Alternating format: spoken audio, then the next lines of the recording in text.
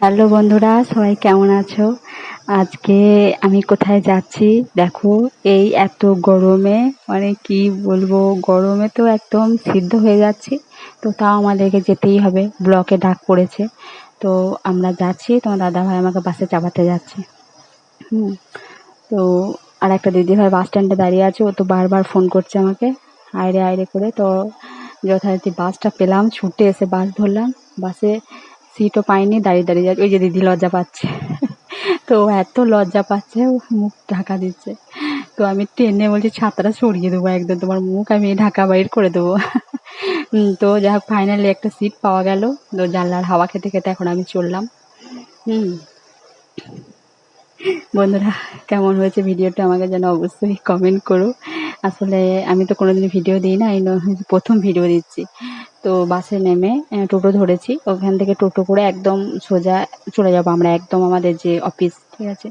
একদম টানা টোটো ধরে নিয়েছি আমরা, অনেকজন দিদি মিলে একটা টোটো ভাড়া করে নিলাম। তো ওখানেই আমরা যাচ্ছি, প্রচণ্ড গরম, মানে কি বলবো। তো আমরা ওখানে অলরেডি পৌঁছে গেলাম। হুম। তো পৌঁছে গেছি, সবাই টোটো ভাড়া মিটুচ্ছে আর আমি এদিকে ভিডিও করছি। তো এই যে অফিসের দিকে যাচ্ছি আমরা। তবে অফিসের ভিতরে কি কি কাজ করলাম সেটা আমি হয়তো দেখালাম না।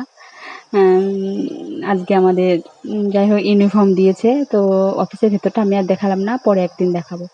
আর আমার সঙ্গে যে দিদিভাই গিয়েছিল, তা সে কটা বেলুন নিল আর কি, জানি না কি করবে। তো সে কিনছে আর আমি এদিকে ভিডিও করছি, এটা ভাতার। এই যে ছুটতে ছুটতে আবার বাস ধরছি, দেখি বাসে কতটা ভিড়, সিট পাবো কিনা জানি না। না, সিট তো পাওয়া গেল না, একদম প্রচুর ভিড়, ওরে বাবারে, গায়ের ওপরে চেপে হচ্ছে। তো কি করব এখন, ওইভাবেই আসতে হলো। প্রচণ্ড গরমের মধ্যে এলাম।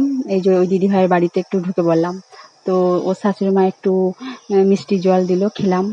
এই যে দিদির বাড়িটা কত সুন্দর, দেখো বন্ধুরা, এই যে কত সুন্দর দিদির বাড়ি। এই যে ও গাছে প্রচুর আম ধরেছে, আর সুন্দর একটা বাড়ি, এই যে মন্দিরও আছে। ঠাকুর আছে, অনেক ঠাকুর আছে ওদের। তো তারপরে আমরা সেন্টারে পৌঁছে গেলাম।